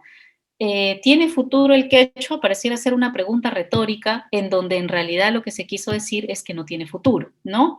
Ahora, en el primer párrafo dice el quechua es una lengua en peligro de extinción. En un lapso históricamente corto ha pasado de ser la lengua mayoritaria del país a ser el idioma de una pequeña minoría. En 1940, 2 de cada 3 peruanos lo hablaban. Hoy, apenas 15% de la población dice haberlo aprendido en su niñez y con seguridad muchos de ellos han dejado de practicarlo. Entonces, acá, por ejemplo, tenemos dos opciones. Una es decir, ay, sí, bueno, el quechua está en peligro de extinción, qué mal, ¿no? Qué pena, en 1940 había muchos peruanos que lo hablaban y ahora... Pues, esa es una visión, ¿no? O decir, ¿cuándo fue la fecha? Podría uno sacar datos también de allí. Esa es otra forma. Pero también lo otro es ir mirando qué representación se construye. Y entonces uno puede ver que con este verbo es... ¿no? El quechua es una lengua en peligro de extinción, ¿no? Ha pasado a ser, ¿no? Este proceso existencial, 2 de cada 3 décadas lo hablaban, hoy apenas esta marca, ¿no es cierto? Apenas 15% de la población dice y con mucha seguridad. En el otro párrafo se cita a una fuente, preguntar a los alumnos por qué se cita. Cuando alguien cita en el texto, ¿qué es lo que quiere lograr, no? Mayor solidez, mayor contundencia, citar a una fuente de autoridad para respaldar el discurso. Ahora, si uno lee todo el texto, ¿no es cierto? Todo el texto, al leer todo el texto, creo que sí nos da unos minutos, ajá. Según la UNESCO, durante el siglo actual desaparecerá la mitad de las 7.000 lenguas que existen, ¿no? Este proceso se aceleró durante el siglo pasado por efecto, ¿no? Por efecto de la modernización, el desarrollo económico y la creciente globalización. Antes, la población mundial vivía aislada por la dificultad del movimiento de un lugar a otro y el poco contacto e intercambio protegía los idiomas. La actual masiva mortalidad lingüística y cultural es un producto directo de la masificación del contacto humano. Además de ser una herramienta práctica para la comunicación, el idioma es el alma de la cultura, depositario de valores, modo de racionalidad, historia, sentido del humor y de las poesías de un pueblo. En cada lengua están estampadas como huella digital las idiosincrasias de un pueblo, las que continuamente refuerzan el conjunto de creencias y valores que definen su personalidad. La desaparición de una lengua es mucho más que la pérdida o sustitución de un instrumento práctico, como sería la desaparición de un sistema de teléfono obsoleto, sino más comparable con la de la expresión humana. La desaparición del quechua significaría la pérdida irrecuperable de una gran parte de lo que ha sido la vida del pueblo peruano. Ya en el Perú se considera que más de 300 idiomas que alguna vez se usaron en el territorio quedan unos 90, que más de, ¿no? De ellos, 16 estarían al borde de la desaparición y unos 30 en problemas inminentes. En toda probabilidad, el proceso de desaparición se está acelerando por efecto de la continua. A mí me llama mucho la atención las causas que se dan, ¿no? Ahorita lo voy a comentar. Por efecto de la continua urbanización y del extraordinario avance de las comunicaciones en el territorio peruano y con otros países. Pero entender el proceso es ponerse en los zapatos de la típica familia quechohablante, cuya empobrecida vida se ha visto limitada a una pequeña comunidad humana. Es así que la ambición largamente dominante de esa familia es la de permitir que sus hijos puedan vivir en un mundo más amplio y salir de ese hueco en el que se encuentran entrampados, significa hablar castellano o inglés. Los esfuerzos, perdón, de las ONGs, los esfuerzos oficiales y las ONGs dedicadas a la protección que levantan la bandera del quechua parecen condenados al fracaso, ¿no? Parecen condenados al fracaso por esa poderosa lógica. La antropóloga, otra vez citando fuente de autoridad, María Elena documentó esa lógica. Luego de asistir a una reunión organizada por activistas en una comunidad, una pareja de campesinos, ¿no? Aquí se cita y a quién se cita, ¿no? De la educación explicaron por qué habían asistido, ¿no? Y se cita además textualmente lo que dijeron, ¿no? ¿Para qué se cita? Asistimos porque no queríamos que nuestros hijos fueran a la escuela para aprender el quechua. Si permitimos que eso suceda, nuestros hijos seguirán viviendo en este país sin ser parte de él. Este es un texto en donde desde la pregunta, este es un texto que se publicó cuando ya se estaba instalando la Dirección de Lenguas Indígenas, había mucho presupuesto del Ministerio de Cultura para promover las políticas de lengua y eso significa que cuando uno lee tiene que mirar el contexto también, ¿no? Ciertos aspectos de contexto que son importantes para ver dónde se sitúa el texto y desde qué lugar el autor está enunciando el discurso. La pregunta, ¿no? La pregunta que ya parece sugerir, ¿no es cierto?, que el quechua no tiene futuro, se materializa en el texto en donde uno, después de leer, puede ver, por ejemplo, en el primer párrafo, que hay muy poca gente que la habla, ¿no es cierto? En el segundo párrafo se van a mostrar los efectos, la modernización, el desarrollo económico, la creciente globalización. En el tercer párrafo pareciera uno decir, bueno, aquí parece que está vinculado, se quiere que el quechua siga promoviéndose, ¿no? Pero en el cuarto párrafo otra vez se vuelve a la idea de la lengua como la lengua como algo que va inevitablemente a desaparecer, ¿no? Al borde de la desaparición, dice, ¿no? Otra vez señala que eso se debe al efecto de la continua urbanización, al avance de las comunicaciones, ¿no? Se debe a la típica familia quechohablante, ¿no es cierto? Aquí los otros responsables de lo que se plantea como efecto es la típica familia quechohablante. Luego habla de que quienes están intentándolo parecen condenados al fracaso. Luego se cita a una antropóloga para reforzar esa idea. Y finalmente se cita, pues, a los hablantes directos, ¿no? Para decir, pues, que ellos son los que dicen que no quieren que la lengua se hable. Entonces, analizando el texto en su totalidad, ¿no es cierto? Mirando el lenguaje, ¿no? Ahí he marcado algunas cositas, mirando el lenguaje, uno puede ver que este título en realidad no era una pregunta sí o no, sino era una pregunta retórica, ¿no? En donde ya desde el título se afirmaba que el quechua no tiene futuro. Lo interesante de este texto, a partir de estos procesos relacionales, en donde se asocia el quechua con el peligro de extinción como algo inevitable, o al quechua como una lengua de la minoría, como algo inevitable también, ¿no es cierto? Lo interesante de esto es que parece que la lengua va a desaparecer y no hay poder humano que la detenga, ¿no? No hay poder humano que la detenga. Deja esa sensación el texto, ¿no? El uso de procesos, de nominalizaciones como modernización, creciente globalización, ¿no? Uno dice, bueno, sí, las lenguas han desaparecido por la modernización, claro, pero la modernización tiene sujetos concretos, ¿no? Y la modernización es parte de un proceso concreto dentro de relaciones sociales. El desarrollo económico también, no son entes abstractos, sino que detrás de estos entes que parecen abstractos hay quienes están ejecutando, realizando estas acciones. O cuando dice que la continua urbanización, ¿no? Como un fenómeno que ocurre, como algo que está allí, que de manera natural le viene, pero no, la continua urbanización es parte de las políticas, el avance de las comunicaciones. Es curioso cómo, según él, la desaparición de las lenguas tiene que ver con factores que son abstractos, ¿no es cierto?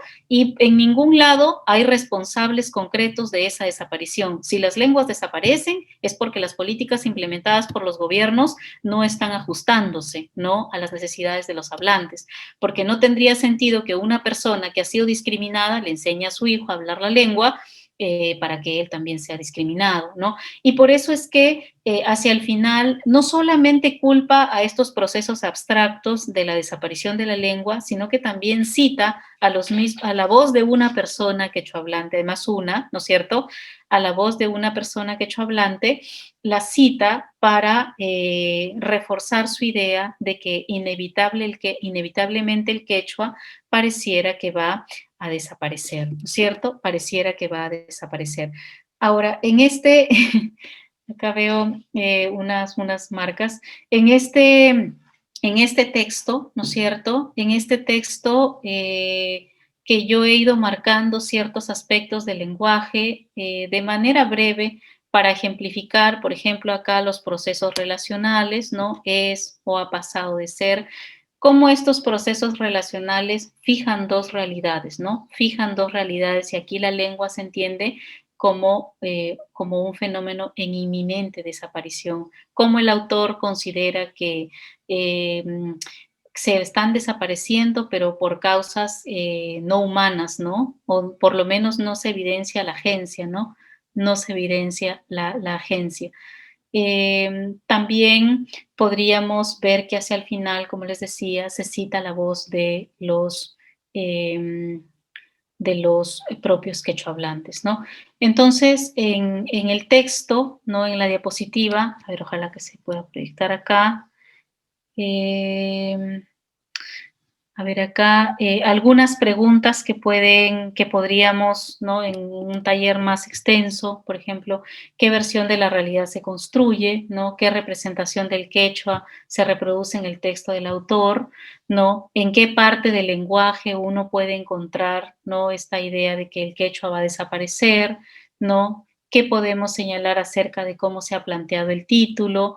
Podemos preguntarles a los estudiantes también cómo se relaciona este texto con el contexto, ¿no? ¿Ayudará este texto a que las políticas de promoción de las lenguas originarias como el quechua puedan instalarse en la sociedad? ¿No? Algunas preguntas que van un poquito más allá de recuperar las ideas principales. Bueno, por acá dice alguien que si no, mejor sería poner un texto actual. Por supuesto que sí, ¿no? Tengo varios análisis sobre, por ejemplo, cómo se representó a los comerciantes ambulantes durante la cuarentena, y era interesante porque generalmente nunca se explicitan las causas de por qué la gente desobedece una cuarentena, ¿no? A veces se entiende la cuarentena como una cuestión homogénea en nuestro país de amplias desigualdades. Y ustedes también, ¿no? Ustedes también pueden aplicar estas ideas con contextos más actuales. Bueno, yo quisiera cerrar aquí esta breve presentación, que en realidad es un panorama. Creo que cada una de estas diapositivas ameritarían muchas horas, ¿no? Para seguir conversando acerca de cómo se puede utilizar el lenguaje o cómo se puede hacer un análisis del discurso mirando el lenguaje con los estudiantes. No sé si tienen alguna pregunta o algún comentario, además de los que ya colocaron.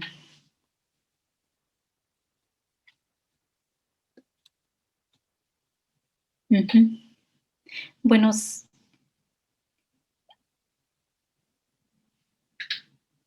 no sé si hay algún comentario, alguna pregunta o algo que consideren que va a servir para que ustedes pueden aplicarlo con sus estudiantes. Griselda, qué bueno. ¿Cómo se implementaría este tema en educación primaria? Dependiendo, ¿no?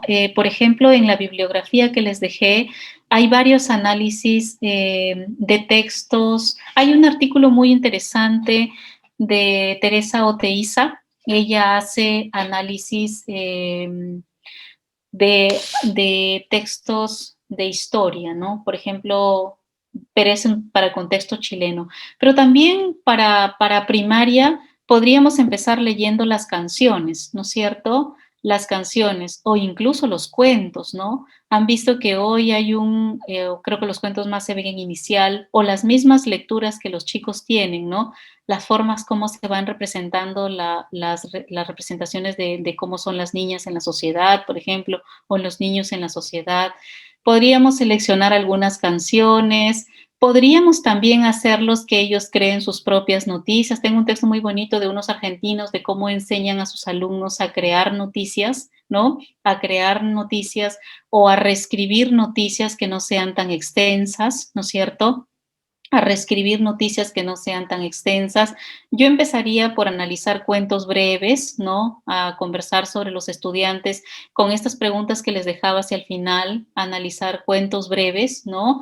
Pero también canciones que son parte de lo que ellos consumen de su día a día, ¿no es cierto? Canciones de su día a día. También podríamos analizar con los niños fragmentos de noticias que no sean tan extensas, breves, pedirles reescritura, pedirles a ellos que también, ¿no? Que ellos, por ejemplo, darles un hecho o un evento y que ellos creen la propia noticia y luego conversar con ellos y preguntarles por qué es que colocaron tal cosa en tal lugar. Yo he visto que cuando a los alumnos se les hace preguntas sobre las cosas que hacen, eso puede ayudarlos a repensar y a plantear las cosas de una manera distinta, ¿no? Entonces, darles un hecho que es un detonante, pero luego también ofrecerles la posibilidad de trabajar distintas versiones de ese mismo detonante, ¿no? Organizados en grupo, ¿qué es lo que se propone, ¿no? ¿Qué es lo que se propondría? Creo que por ahí puede ser, ¿no? En secundaria, en el curso de arte y cultura, Lolo, yo creo que arte te da la posibilidad de múltiples interpretaciones, ¿no es cierto? He visto, por ejemplo, un trabajo muy interesante en donde se analiza en los cursos de arte, yo sé que tal vez tu aplicación es práctica, pero en donde se analiza la representación de la belleza. Leí un estudio muy interesante en donde las adolescentes estaban muy preocupadas por su cuerpo, ¿no? Y por la forma en cómo la sociedad bombardea el cuerpo perfecto. Y entonces, ¿qué se hizo en la escuela? Se empezó a mirar los diferentes cánones de belleza a nivel de la historia, ¿no? Cómo había sido representada en diferentes imágenes y pinturas de diferentes autores, ¿no? Cómo había sido representada la belleza a lo largo de la historia y cómo en la época actual hoy se entendía la belleza y que esas representaciones que estaban en las pinturas eran producto de las sociedades y de las épocas y daban cuenta de una manera de pensar de las sociedades. Entonces, por ejemplo, no solo creo que sea cómo pintamos o cómo dibujamos, sino también cómo esto da cuenta de una época. Y se puede tomar el tópico de la belleza, pero también se puede tomar el tópico en adolescentes sobre sus aspiraciones. De hecho, ustedes conocen más, más a sus estudiantes, saben qué les preocupa, saben qué publican, qué memes consumen, cuáles, por ejemplo, qué contenidos publican en TikTok si es que lo hacen, o de repente en otros espacios en no necesariamente están publicando en TikTok, cuáles son sus intereses en sus propias casas, en sus propios espacios. Yo sé que la realidad de nuestro país en términos educativos es muy distinta, pero te comparto ese caso, ¿no? De cómo se analizaba las diferentes representaciones de la belleza a nivel histórico y el impacto que puede tener en los estudiantes comprender que la forma de los cuerpos tiene que ver mucho con lo que se quiere proyectar en un momento histórico y que lo que se entiende por bello en este contexto no es lo mismo en todos los contextos, por ejemplo, ¿no? No es lo mismo en distintas comunidades, ¿no?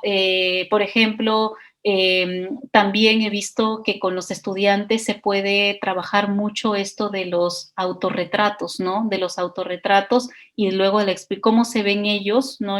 Cómo se ven ellos y luego explicar por qué es que van colocando cada uno de esos elementos dentro de estos dibujos o dentro de estas pinturas. También desde el mismo arte y cultura, los mismos alumnos pueden proponer representaciones, por ejemplo, porque la pintura del arte no solo sirve para reproducir lo bonito, sino también sirve para protestar o sirve para cuestionar. No, imagínate que hay un evento en la comunidad que es un evento problemático y entonces tú puedes enseñarles a expresar a los alumnos a través de pintar lo que ellos quieren decir, no necesariamente con palabras, sino pintando y luego sustentar de por qué van colocando cada uno de esos elementos. Eso también tiene que ver con ir deconstruyendo, ¿no? En el nivel inicial, Marianela, es como el trabajo es más difícil, ¿no? Pero también, yo recuerdo haber leído un texto de la profesora Luzmila Mendívil, que es una profesora del Departamento de Educación de la Católica, en donde analiza, por ejemplo, la canción Pío Pío, ¿no? Los pollitos dicen Pío Pío, me parece. Y ella analiza un poco cómo se enseñan estas canciones en el área de educación inicial. Entonces ustedes podrían conversar. Creo que también no va a ser una cosa así absolutamente grande, pero a mí me parece que contrastar una noticia con otra. Por ejemplo, en el caso de los más grandes, contrastar es una buena manera de desarrollar la crítica. Otra forma de desarrollar la crítica, además de contrastar, es proponer otras versiones, ¿no? Proponer otras modalidades. Propongan ustedes de qué otra forma se puede decir esto, ¿no? Díganme ustedes de qué otra manera se puede decir. Discutamos sobre el impacto que puede tener si las cosas se escriben de esta manera o si se escriben de esta otra manera, o si se representan de esta manera o si se representan de esta otra manera. En el caso de los niños también pueden contrastar, ¿no? Pueden contrastar canciones, pueden contrastar dibujos, los dibujos que vienen en las portadas de los cuentos, ¿no? Para proponer, para pensar en qué es lo que más les gusta, hacer dibujitos acerca de lo que les llamó la atención y a partir de ello conversar. Yo soy profesora de formación de educación secundaria y bueno, a mí me parece que el trabajo inicial es un milagro, ¿no? Porque es una tarea tan compleja, ¿no? Y es un arte poder llegar a los niños más pequeños, pero en ese mismo sentido, ¿no? Con canciones, con imágenes, con dibujos, con conversaciones, los niños a veces tienen algunas apreciaciones tan críticas, tan fuertes, que ya desde la edad pequeña uno podría ir formando estas ideas, ¿no? Dependiendo también de qué es lo que les interese a ellos.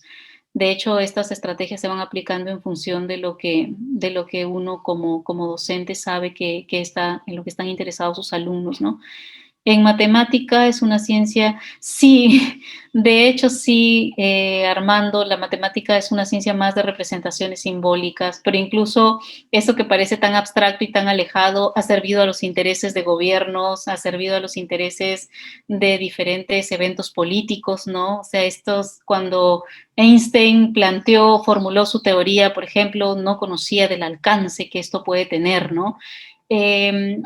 Yo no sé allí si, por ejemplo, te interesa un poco integrar la historia de cómo se crean estos conceptos. Yo tengo un muy buen recuerdo de mi profesor de matemática, pero es porque el profesor de matemática contaba, ¿no? Cómo se generaban. O sea, no solamente nos hacía hacer ejercicios, sino que el profesor nos iba explicando cuáles eran como las ideas que llevaban a estos autores de las fórmulas a plantear, ¿no? O con qué propósito se hacían. Eso a mí me llamaba bastante la atención. Yo sí creo que Armando, supongo que no solamente es enseñar fórmulas en la clase de matemáticas, sino también a leer, ¿no? A leer los problemas, a leer las maneras de cómo se plantean cada uno de los datos. Yo sí creo que ahí ya no, no es un terreno donde podría dar muchas, ¿no? Ideas. Bueno, y eso sería, ¿no? Eso sería lo que he podido compartir con ustedes el día de hoy. Ya le alcanzaré el PPT a los organizadores para que ustedes puedan acceder.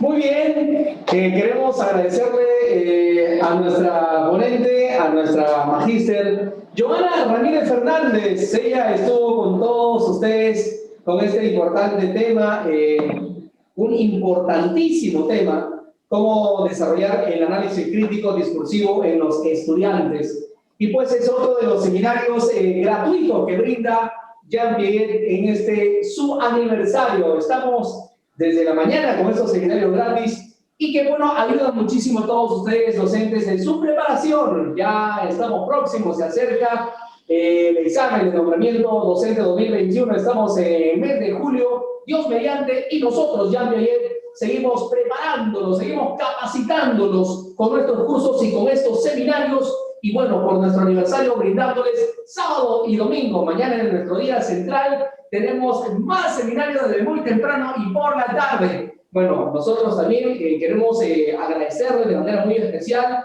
por el tiempo que ustedes se dan, porque se conectan a través de nuestra plataforma virtual y son partícipes de estos seminarios de capacitación. Bueno, nosotros vamos a hacer un pequeño paréntesis para retomar en unos instantes y continuar con el siguiente seminario. Sí, porque hay un seminario más que ya viene en breves instantes. Así que, damas, caballeros, docentes de todo nuestro Perú que están conectados, no se muevan, solamente un pequeño receso y nosotros estamos de retorno para continuar. Ah, y algo importante, por favor. Quiero recordarles algo importantísimo. Que ya ayer es el único centro de capacitación que está celebrando 18 años. Somos los únicos que estamos celebrando nuestro 18º aniversario. Por favor, no se equivoquen, por ahí que no la confundan o que no lo confundan, porque hay centro de capacitación con el nombre Piaget, pero nosotros somos Jean Piaget. Sí, nosotros somos Jean Piaget y el único centro de capacitación, investigación y promoción cultural, el único que está celebrando su 18º aniversario. Por favor, tengan en cuenta ahí con ello, porque nosotros estamos advirtiéndoles e indicándoles pues que no se dejen por ahí convencer o engañar o por ahí irse por otro lado, porque nosotros somos los únicos que estamos celebrando nuestro 18º aniversario. Jean Piaget, recuerde, somos Jean Piaget, Centro de Capacitación, Investigación y Promoción Cultural. Recuerden que estamos también a través de nuestras redes sociales. Usted nos encuentra, tenemos nuestro canal en YouTube, usted nos puede encontrar allí, puede revisar los videos, los seminarios, muy importante el material que se encuentra allí en YouTube. Puede visitarnos, por favor, en nuestro canal de YouTube también. Estamos en Facebook a través de Jean Piaget Perú, con mayúscula, búsquenos ahí, Jean Piaget Perú, nuestro Facebook, y también a través de nuestra página web, estamos como www.jeanpiagetcapacitacion.com. Estamos en las redes sociales, pida todo el informe también a través de nuestro WhatsApp, el 979-217502. Vamos a algo brevísimo y estamos de retorno para continuar con el siguiente seminario. Sí, otro importante seminario.